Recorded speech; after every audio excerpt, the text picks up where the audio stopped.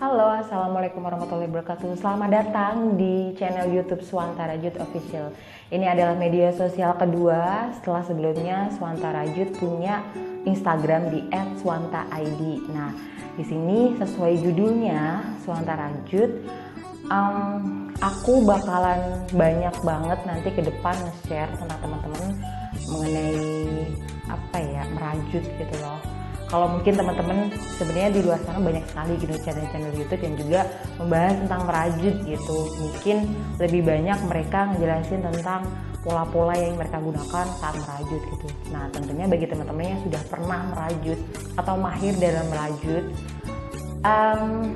yang teman-teman cari di akun channel YouTube itu pasti pola-pola baru gitu ya, pola-pola baru untuk bisa membuat sesuatu yang berbeda gitu. Nah, tapi di sini karena ini sekalian video pertama, video perdana, aku nggak cuma mau nge-share ke teman-teman tentang pola-pola rajut, tapi juga aku mau bantu nih teman-teman yang mungkin belum bisa sama sekali merajut, tapi teman-teman ada kemauan untuk merajut, ada keinginan untuk bisa merajut. Nah, di sini nanti aku bakalan share video step by step tentang gimana sih sebenarnya merajut itu, atau teknik merajut itu seperti apa, alatnya seperti apa, terus jenis-jenis tusukan dalam merajut itu apa aja, terus pola-polanya, dan banyak banget lah gitu. Apalagi kondisinya kan saat ini pandemi gitu, banyak teman-teman yang WFH mungkin di rumah gitu, bosen gitu kan, di rumah aja ngerjain apa ya. Nah, teman-teman bisa belajar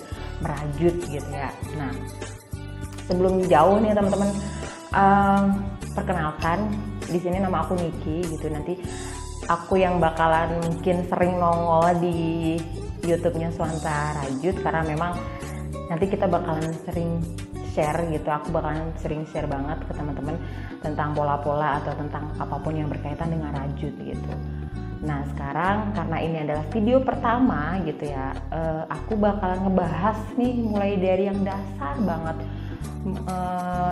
banget tentang merajut itu apa, terus alat yang kita gunakan itu apa, metode rajut itu seperti apa, ataupun dan hal-hal lainnya gitu. Bagi teman-teman yang mungkin sudah bisa merajut, mungkin ini materi yang simple gitu ya, mungkin materi yang ini nggak perlu lagi didengar gitu ya.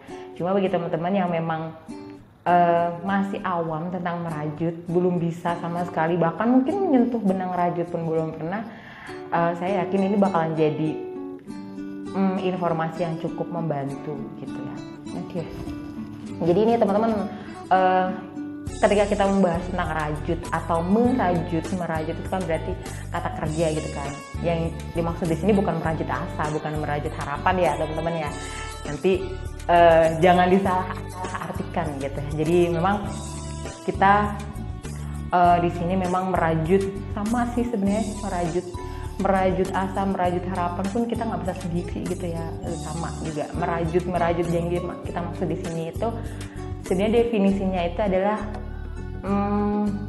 metode pembuatan kain atau alat-alat lainnya, mungkin bisa tas, bisa baju, bisa apapun gitu, kayak dengan mengaitkan benang rajut gitu.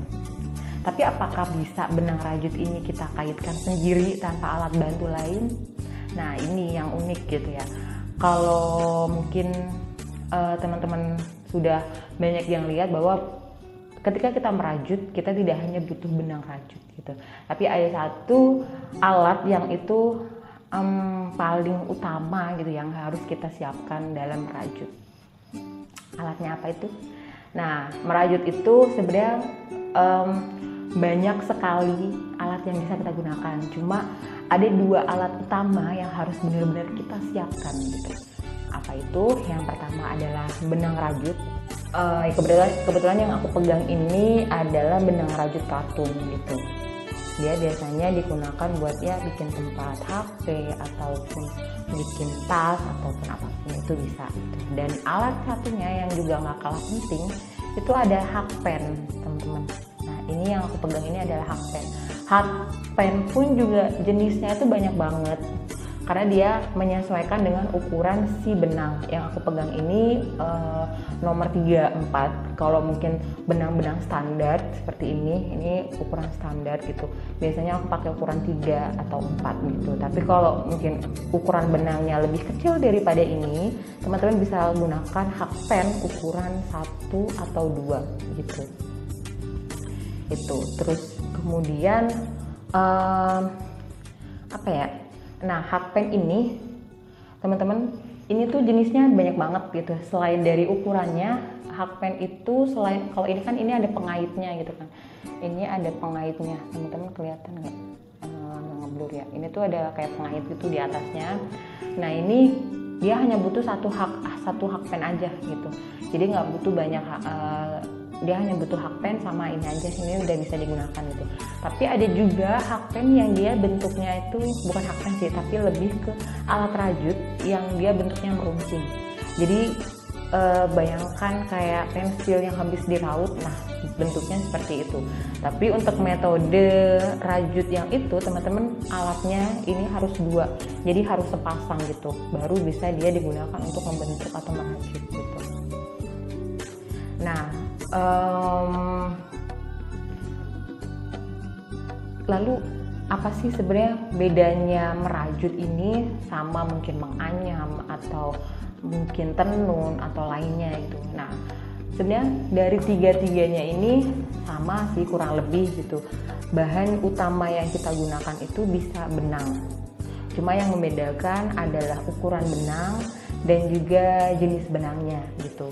Kalau anyam itu setahu aku lebih banyak bisa dia pakai benang kayak gini. Kalau misalkan teman-teman mau bikin gelang, itu kan kadang itu kan tekniknya juga dianyam. Nah, itu bisa pakai benang. Cuma kalau untuk apa ya, benda-benda yang berhubungan dengan mungkin tas ataupun mungkin alat tikar atau apapun, nah anyaman biasanya lebih banyak menggunakan serat tumbuhan.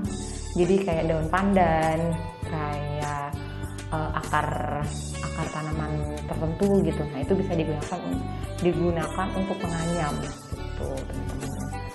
Kalau benang biasanya tadi kayak aku bilang, dia biasanya dipakai buat bikin gelang gitu. Kalau teman-teman banyak nemuin gelang-gelang yang di toko-toko outdoor atau toko apa, itu tekniknya menggunakan anyam gitu. Terus bedanya lagi sama tenun apa nih gitu. Kalau tenun, dia bahan utamanya itu ada sama gitu, bahan utamanya adalah benang. Cuma yang membedakan adalah ukuran benangnya, dia lebih kecil lagi, kecil banget, kayak benang-benang jahit kayak gitu. Dan dia harus menggunakan alat tenun gitu. Kalau merajut kita menggunakan hakpen, kalau tenun kita menggunakan mesin tenun. Nah, mesin tenun pun juga teman-teman pasti sudah tahu semua. Ada mesin tenun tradisional yang kita pakai tangan, ada mesin tenun yang modern gitu, udah pakai mesin. Nah, itu bedanya anyam, rajut, sama tenun gitu. Dan dari ketiga-tiganya ini hasilnya pun juga beda gitu, teman-teman. Hasilnya pun juga beda gitu. Mungkin yang anyam seperti itu gitu, kelihatan pola-polanya. Kalau rajut seperti itu, kalau tenun seperti itu gitu. Cuma kalau anyam itu dia susah untuk digunakan untuk membuat pola-pola seperti baju, seperti topi atau apapun, itu agak susah gitu. Begitupun dengan tenun gitu. Ketika ada seseorang yang menenun, mereka hanya menghasilkan sehelai kain aja gitu ya. Beda dengan rajut. Ketika teman-teman ngerajut, teman-teman sudah punya gambaran polanya seperti apa, teman-teman udah langsung bisa bikin pola tersebut hanya dengan satu waktu gitu. Jadi kalau tenun misalkan mau dibikin baju, dia harus kelar dulu satu helai kain tenun itu, baru setelah itu dijahit ulang, dibikinlah baju. Tapi kalau rajut, teman-teman hanya butuh pola seperti apa, teman-teman butuh pola mungkin topi, pola tas, pola baju, pola rok, pola tas. Nah, teman-teman tinggal bikin polanya aja, dan semua bisa dikerjakan dalam satu waktu dengan si alat ini gitu. Jadi nggak perlu teman-teman lagi butuh kayak mesin jahit kayak gitu nggak perlu. Sekalipun nanti teman-teman ketika bikin tas atau bikin apapun itu menggunakan puring, nah teman-teman cukup juga menjahit pakai tangan, bisa, itu gampang banget gitu, karena memang nggak terlalu banyak gitu, kecuali mungkin tas yang ukurannya besar gitu, dan sekalipun pakai mesin jahit itu pasti ya cepet banget, pakai tangan pun juga nggak akan lama gitu, itu sih gitu. Nah mungkin itu aja nih teman-teman gitu yang sedikit aku share tentang merajut gitu. Ini mungkin ya kita sebagai pembuka aja ya, pembuka di channel YouTube kita ini, mudah-mudahan apa yang tadi aku sampaikan bisa ngebuka sedikit gitu buat teman-teman, kira-kira udah punya gambaran ketika kita mau bikin rajut itu apa sih yang dibutuhkan gitu, atau bedanya sama yang anyam rajut tenun itu apa sih kayak gitu. Mudah-mudahan teman-teman sudah ada gambaran gitu ya. Oke. Terima kasih banyak buat teman-teman yang mau gitu nonton video YouTube Sonta Rajut sampai dari awal sampai terakhir gitu. Mudah-mudahan ada banyak pelajaran yang bisa kita dapetin gitu ya, sedikit ilmu ini gitu. Oke, terima kasih sekali lagi, sampai ketemu di video-video selanjutnya yang tentunya nggak akan ngebosenin daripada video kali ini gitu. Oke, see you.